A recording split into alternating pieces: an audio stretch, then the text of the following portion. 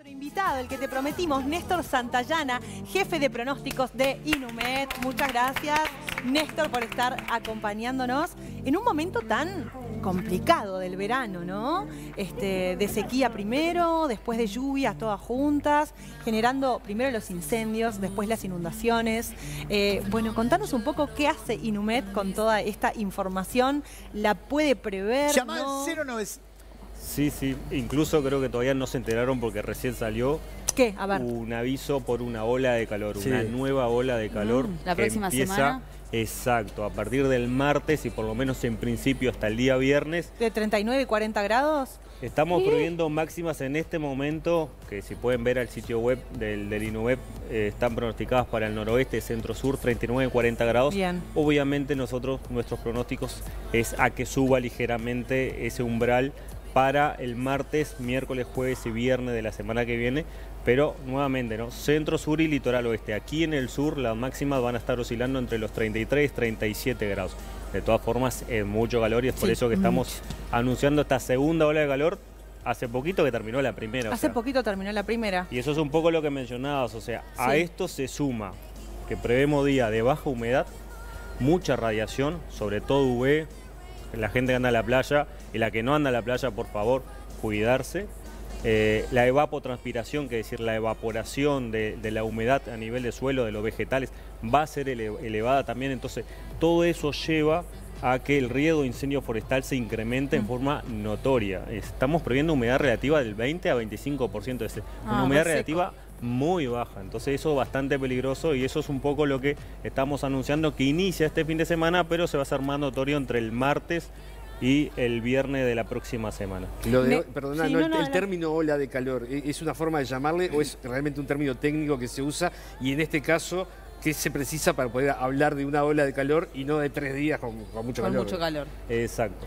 Nosotros lo que tenemos, nos basamos en la climatología. Tomamos los últimos 30 años y allí usamos la temperatura media y lo que le pedimos es un percentil un poquito más exigente. Entonces, para una ola de calor en enero en el norte del país es diferente al sur. Somos un país chiquito, pero hay diferencia en todo. No es lo mismo una ola de calor en el norte de Argentina que en el sur.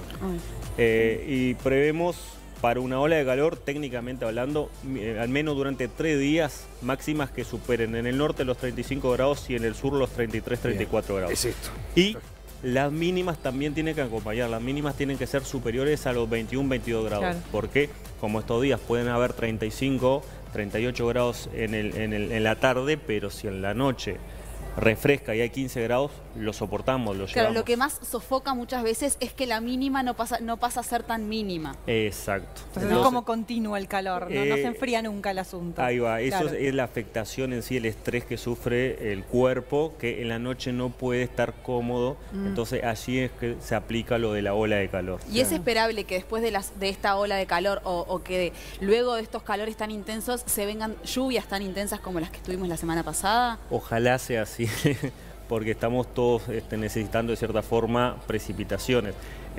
Diciembre cerró como, no sé, tenemos que buscar un histórico. En muchas localidades del país no llovió una gota, cerró con 0,0. O sea, el sur del país también fue muy afectado con pocas precipitaciones, aunque en estos días en Montevideo no llovió, pasó toda la tormenta por el norte, atravesó Canelones, llegó a Piriápolis y son las inundaciones que decías, esas anegaciones. Néstor, ¿esto es normal? ¿Está todo normal que salgamos de una ola de calor, venga una inundación, entremos en otra ola de calor? Primera pregunta y segunda, ¿por qué? ¿Por qué está pasando esto? Bueno, normal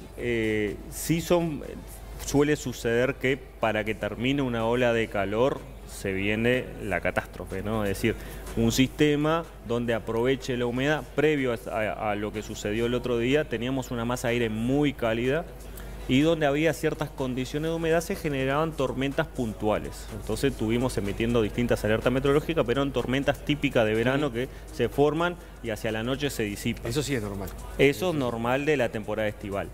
Lo que sucedió fue que lo que preveíamos era el ingreso de un frente frío. Con eso incrementó la humedad. Entonces, altas temperaturas y humedad es una combinación peligrosa. Entonces terminan generando que los sistemas de tormenta que se desarrollen sean más intensos y generen este tipo de chaparrones. Cayó 50 a 100 milímetros, que es la cuota mensual de lluvia promedio en menos de 3 horas, en 2 horas. ¿Ustedes también pueden prever eso desde Inumet? O sea, la cantidad de lluvias que se viene y si va a ser concentrada o no tanto. Cuando son sistemas, sobre todo entre lo que es el otoño y la primavera, incluyendo el invierno obviamente, es un poco más fácil, porque los sistemas no dependen de esa parte térmica que sí la temporada estival la tenemos. Entonces nosotros podemos pronosticar un sistema y cuánto en promedio puede dejar en monto de precipitación.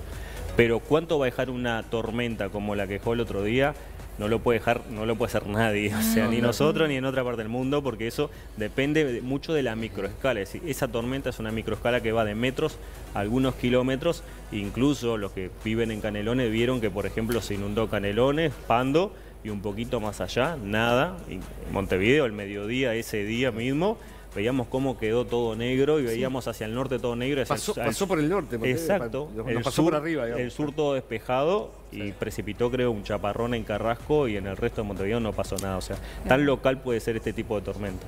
Néstor, el otro día justo nos surgió una duda a todos, que siendo que vos sos experto en el tema seguramente nos la puedas sacar. ¿Hasta dónde está influyendo el cambio climático en este clima que estamos viviendo hoy en Uruguay? Sí, tiene mucho de influencia, pero no, o sea, cuando hablamos de cambio climático no hablamos de algo local, tiene que ver con lo global. Claro. Entonces empiezan a tener ciertas repercusiones a nivel global que obviamente a nosotros también nos afectan. La otra vez que estuvimos acá hablamos un poquito de eso, y era un poco la pregunta que hacías. Tiene mucho que ver todo, está todo relacionado y la idea es, en esas proyecciones, es que estos fenómenos extremos cada vez sean más frecuentes y tal vez más intensos. Yo ponía el ejemplo de que la atmósfera siempre tiende al equilibrio, entonces busca esas llaves térmicas como para darle un equilibrio de energía, ¿no? Porque empieza a cargarse y en algún momento tiene que liberar esa energía, y los fenómenos extremos, como son los tornados, como son los huracanes, como son estas tormentas muy intensas, de cierta forma es la llave térmica que tiene la atmósfera para tratar de equilibrar todo ese equilibrio energético que tiene. Y el que está complicado es el agro, digamos, ¿no? Hay una emergencia que ha resuelto el gobierno, el tema de la seca, como se le dice, la no disposición de pasturas, ¿no? De alimento, todo eso. ¿Qué panorama en general ves para el sector, para el sector del campo? Nosotros esta semana tuvimos 2 reuniones porque el Inumet pertenece al grupo asesor al Ministerio de Ganadería para la emergencia agropecuaria. Tuvimos 2 reuniones. La primera para evaluar el impacto y la posibilidad de extensión de emergencia para las zonas que fueron afectadas por los incendios, ¿no? Uno de los incendios más grandes que se tiene registro. Que en definitiva afectó no solamente algunas seccionales de Río Negro y Paysandú, frontera ahí, Algorta, Piedras Coloradas, sino que también contra el litoral se descubrió hace no mucho, la reunión del miércoles, el Ministerio nos mostraba un poco el mapa, que también hubo un incendio sobre el litoral bastante intenso, no tanto como el primero, pero bastante intenso sí. Eso complica mucho, este panorama que yo le describía a ustedes de que diciembre cerró con muy pocas precipitaciones, de que la primera quincena de enero también va a ser de muy pocas precipitaciones, más allá de las que vivimos en Canelones y Piriápolis, fue algo muy puntual y en ciudades, no fue en el campo, que es donde se necesita. Claro. Entonces eso va a ser un inconveniente. Las distintas proyecciones que hacemos es que la segunda quincena, utilizamos 2 modelos, el modelo europeo de predicción y el americano. El americano muestra como que la segunda quincena podría ser un poquito más lluviosa en su principio, ¿no? Estamos hablando del 16, después de esta ola de calor, del 16 en adelante podrían darse algunos eventos consecutivos de precipitación, que es lo que necesita el campo. No es solamente un día llueve y después, si al otro día hace 3 días consecutivos. Y aparte suavecito, ¿no? Que caiga un vaso de agua tampoco me parece. Y el europeo dice... Y el modelo europeo nos muestra solamente un evento de lluvia. Entonces eso vamos a estar valorando en la próxima semana, a ver cómo viene la segunda quincena, para ver si nosotros creo que tenemos una reunión el 17 o el 19 con el Ministerio de Ganadería, y bueno, allí tenemos que llevar esas proyecciones de la segunda quincena para ver qué decisiones toman ellos, que la emergencia agropecuaria que ya existe para algunas localidades, se va a extender seguramente para otras. Néstor, tengo una consulta como muy desde la ignorancia, porque entiendo que lo de los incendios, todo lo que pasó, tuvo otros factores, pero tengo entendido que la capa de ozono, el agujero de nuestra capa de ozono, está mejor o se va cerrando, o por lo menos en algún momento, hace unos años estaba mucho más crítico el asunto. ¿Eso afecta también en estos calores, estas olas de calor o lo que sea, como nos impacta el calor a nosotros acá abajo? Mira, hablando un poco de lo que es y por eso lo mencioné en principio, el índice UV, ¿no? La radiación UV. Tenemos 3 tipos, el A, el B y el C. El C, en la estratosfera, allí ya queda bloqueado en su totalidad. Nos queda el A y el B. El B es bloqueado por el ozono estratosférico, por eso la importancia del agujero de ozono o la capa de ozono. La capa de ozono, de cierta forma, tiene un comportamiento estacional que hacia fines de primavera y hasta principio de otoño se debilita, pero eso ya es algo sucede. Exacto, estacional. Eso complica muchísimo porque en ese periodo estival es cuando el hemisferio sur, justamente que es donde está el agujero, se encuentra más próximo al sol y se encuentra en verano. El 4 de enero fue el perihelio, es decir, el punto donde más cerca tuvimos del sol. A partir del 4 de enero a las 10:50 de la mañana empezamos a alejarnos del sol. Y vamos hasta el afelio, que es el punto más lejano del sol, que va a ser por el 5 de julio. Entonces justo se da esa combinación de un montón de cosas, no solamente el verano, sino que la reducción o el debilitamiento en sí de la capa de ozono, y eso lleva a que la radiación UVB no termine del todo bloqueada, y eso es complicadísimo. La UVA siempre está, o la que más llega a la Tierra, y es la que debemos cuidarnos un poco más. Entonces, lo que se trata de hacer siempre la gente que está asociada a la salud es, entre las 10 y las 16 o las 10 y las 17, evitar estar expuestos a la radiación solar y sobre todo usar bloqueador. Porque justamente más allá, y la gente a veces es un poco ignorante en ese sentido, no, hay cielo nuboso y no me pongo bloqueador, o salgo y me expongo al sol. O como no voy a la playa a tomar sol, no me va a pasar nada. Claro. Hay una dentro del espectro electromagnético, en realidad, lo que bloquea la nubosidad es el infrarrojo. Claro. Pero el que nos quema es el UV, el que nos genera cáncer es el UV. Entonces, haya o no cobertura nubosa, debemos usar bloqueador, debemos evitar en forma innecesaria exponernos en ese horario que mencionaba de 10 a 16, de 10 a 17, porque el índice UV va a ser elevado en estos días y tiene mucho que ver con eso que decías de la radiación UV y la capa de ozono. ¿Es cierto igual, o sea, esta información de que se está achicando el agujero de ozono es real? Sí. Hubo una recuperación. Hace algunas décadas hubo una preocupación porque, por ejemplo, los gases que utilizamos en nuestros refrigeradores llegaban hacia la estratosfera, a la troposfera, a la parte más alta de la troposfera, y de cierta forma esa interacción de este tipo de gases con el ozono lo debilitaba, lo destruía. Entonces, en algún momento, cuando se avanzó en esos estudios, dijeron, bueno, tratemos de evitar este tipo de gases que afectan la capa de ozono, y por eso van a ver que en algunos desodorantes van a decir que no afectan a la capa de ozono y demás, porque son gases minúsculos, mínimos, pero en ciertas proporciones a nivel mundial terminan afectando. Entonces hubo una cierta recuperación de la capa de ozono, pero siempre se resalta eso, ¿no? De que más allá de que haya o no una recuperación de la capa, tiene un periodo donde siempre está más débil, que es el verano nuestro. No, iba a comentar que quizás también en momentos de pandemia, la primera en 2020, cuando no había aviones, no había casi tránsito y no había un montón de cosas, capaz que eso también reguló un poquito, por lo menos se veía en algunas fotos, ¿no? Que eso sucedía, que sumó, me imagino, para esto, ¿no? Para la contaminación del aire. Ahí fue un todo, ¿no? Poner no solamente estos gases, sino también todo lo que es combustión fósil, que eso afecta más a la atmósfera en sí, no solamente al ozono, que son los gases de efecto invernadero. Entonces, allí se previó que en realidad el incremento tal vez iba a ser un poco más, y con eso que nos encerramos todos y bajó el tránsito, bajaron los vuelos, las embarcaciones y demás, de cierta forma redujo, pero no de lo que necesitamos en realidad, no debemos bajar un poco más. Quiero volver un segundito a la seca que hablaban recién, que vos comentabas que en diciembre, bueno, en algunos lugares no llovió nada, pero ¿qué pasó con la temporada de invierno? Porque tengo entendido que incluso en la temporada donde tendría que haber llovido un montón, tampoco llovió tanto, ¿no? Y eso quizás explica por qué tantos incendios todos juntos con la primera ola de calor. Sí, invierno fue bastante irregular, tuvimos meses donde llovió dentro de lo normal y otros meses donde terminó siendo una anomalía. En general, otoño, invierno y primavera fueron deficitarias, ¿no? O sea, si vamos sumando el año, iniciamos el año con déficit hídrico y una declaración de emergencia que terminó en mayo. O sea, venimos arrastrando algo de hace 2 años. Claro. Nosotros en Uruguay, en la región, vienen muy complicados hace bastante tiempo más. Lo que salvó un poco fue, creo que en octubre fue muy lluvioso.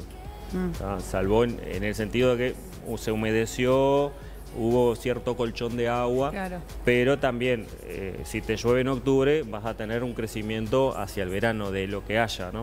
Y ahora volvemos a lo mismo, o sea, no está lloviendo, entonces es bastante similar a lo que pasó el verano pasado, donde estábamos bajo el efecto de la Niña, fuimos deficitarios en cuanto a precipitación, con anomalías positivas de temperatura, es decir, más calor, un verano más cálido que los anteriores, y este verano tiene las mismas condiciones que el verano anterior. El efecto de la Niña se le llama la seca, ¿no? Capaz que más o menos para explicar. Yo lo había comentado la otra vez, lo del niño. Y la niña. Si nosotros vamos hacia la parte del océano Pacífico ecuatorial, desde el sureste asiático hasta Sudamérica, allí es lo que se controla. Cuando hay una anomalías positivas, es decir, temperatura de 0,5 grados por encima de la media durante 3 meses consecutivos, se clasifica como niño, y si hay un enfriamiento se clasifica como niña. Nosotros nos interesa lo que es el océano Pacífico hacia Sudamérica. Desde mediados de primavera, y se espera que se mantenga durante el verano y que se debilite hacia el otoño, tenemos un enfriamiento, es decir, tenemos una niña. Para que se entienda un poco cuál es el impacto, es cuando tenemos un niño, se calienta eso, tenemos mayor evaporación, entonces tenemos mayor contenido de agua en la atmósfera y por distintas circulaciones termina generando de que sea más lluvioso nuestro verano, porque hay mayor contenido de agua en la atmósfera. Cuando tenemos la Niña es lo opuesto, hay una anomalía negativa en menor contenido de humedad en la atmósfera, por lo cual a nosotros por lo general son menos lluvia de lo normal. Y eso es lo que justamente regula el océano, ¿no? Que es sumamente importante para la regulación del clima. Claro, el niño y la niña en sí surgen por el océano, el calentamiento y el enfriamiento de las aguas superficiales del océano Pacífico ecuatorial. Néstor, yo y muchísima gente recordamos como si hubiera sido ayer el 23 de agosto de 2005, este episodio, esta desgracia, ¿no? que sufrió Uruguay, en particular Montevideo también, con muchísimos daños, gente fallecida y todo eso, ¿no? Un ciclón extratropical, como se lo ha definido, o veremos ahora qué, pero con todas estas cosas que venís contándonos, ¿qué tan lejos estamos? ¿O cómo podemos, qué margen tiene la meteorología para verlo esto antes? Sé que después, creo que hubo otro ciclón hace 2017, ¿no? En septiembre. Febrero de 2017, que no sé si fue tan notorio, tan explosivo como aquel de 2005. Pero ¿cómo está ese tema, no? Porque mucha gente todavía lo tiene ahí, ¿viste? Yo me acuerdo del 2005, era el último año que estudiaba meteorología, y lo habíamos hablado con un docente, o sea, una discusión breve, y el docente no lo veía tan intenso. Yo creo que en esa época nadie lo vio tan intenso como se dio. Tal vez las herramientas en el 2005 que todos manejaban no eran las propicias. Hoy hay un montón de avances en ese sentido, hay un montón de modelos de predicción, incluso hay diagramas de fase de ciclón donde uno puede ver hacia dónde va migrando, qué comportamiento térmico tiene dentro del ciclón. Entonces hoy hay mucho más conocimiento sobre eso, hay mucha más capacitación sobre eso. El 2012, creo que fue el de la cuerdita, yo me acuerdo de... La cuerdita de Plaza Independencia. La cuerdita. Yo vivía y estudiaba en Estados Unidos en esa época y me sorprendió ver en CNN la cuerdita y la Plaza Independencia, no entendía qué era lo que estaba pasando. La gente casi volándose, ¿no? Wow, exacto. Ese fue otro intenso. Después por el 2015-2016 hubieron 2 o 3 intensos que afectaron sobre todo Piriápolis y el este del país. Eso es frecuente, este tipo de ciclones para nuestras latitudes. Además, Uruguay está en una área de ciclogenética, es decir, donde se generan ciclones. Lo que sucede es que se potencian mucho más entre invierno y primavera, allí es cuando se potencian más, y lo que sucedió en el 2005 es algo que se clasifica como ciclogénesis explosiva, es decir, no es solamente un ciclón extratropical, sino que su centro de presión comienza a reducir su centro de valores cada vez más bajos en un corto periodo y eso incrementa el gradiente de presión. Entonces, si tenemos una presión entre Punta del Este y Montevideo de determinado valor, determinada intensidad del viento va a ser, pero si en Punta del Este se me hunde, eso tengo una baja presión mucho más pronunciada, el viento se va a incrementar entre Montevideo y Punta del Este, para explicar un poquito. Y esas cosas son las que son difíciles de prever antes, ¿no? De predecir de alguna manera, ¿no? Sí. Si tenés esa baja de presión, la tuviste ahí en ese momento y ya está, se está dando. Hoy nosotros, usé ejemplo Montevideo-Punta del Este, ¿no? Pero no tenemos boyas, o sea, no tenemos datos en el océano. Claro. Más allá de que algún barco siempre anda a la vuelta. Entonces, a veces es difícil saber cuál es el centro de bajas presiones de ese sistema. Las boyas de la Fuerza Naval no tienen ningún tipo de aparato. O sea, meteorología no recibe ningún dato del océano. ¿Andan precisando boyas ustedes? En algún momento dentro del presupuesto se había pensado en boyas con sensores. Es territorio nacional también las aguas y es tan chico nuestro territorio que estás ahí, digo, al margen de errores. No es nada barato. Imagínate que no es solamente la boya, sino que tenés que darle el encastre, el encastre y la cantidad de cadena y de peso que le tenés que poner eso para que se quede ahí. Claro, o sea, no es nada barato. Sin duda. Ni para el Inumet ni para el país, ¿no? Con lo chiquito que somos, poner una boya. Pero, o sea, hay herramientas y tenemos información satelital y demás como para mejorar nuestro pronóstico de ciclogénesis. ¿Cuánto rato antes me enteraría hoy de que va a pasar lo que pasó en agosto de 2005? No, yo creo que con un par de días antes uno ya estaría advirtiendo a la población esa posibilidad de que se genere ese ciclón. Incluso el más intenso que yo he visto fue el del 30 de junio del 2019, si no me equivoco, que se tuvo una caída de presión de 40 milibares. Hicimos un trabajo incluso con gente de la Facultad de Brasil, del sur de Brasil por eso, y con gente de Estados Unidos, porque fue notorio. ¿Qué es lo que sucede? Yo hablaba de la troposfera, ¿no? Son 12 kilómetros hacia arriba donde se termina el oxígeno, podríamos decir. Entonces, allí, cuando genera este tipo de ciclones, hay un hundimiento de la troposfera, a tal punto que llegó a 2.000 metros. Es decir, teníamos ozono que estaba a 12 kilómetros y llegó a 2.000 metros. Nadie había visto algo tan pronunciado. Fue impresionante. Afortunadamente para Uruguay se dio a 1.500, 2.000 metros de la costa y acá simplemente se dieron vientos de 110, 115 kilómetros en la hora. Si eso hubiese pasado en la costa, tendríamos viento de más de 200 kilómetros en la hora. ¡Wow! ¡Qué impresionante! Hablando de los vientos y en Uruguay, más allá de los ciclones y de los no predecibles, ¿puede ser que esté más ventoso el clima en nuestro país que en otras épocas o es una sensación nada más?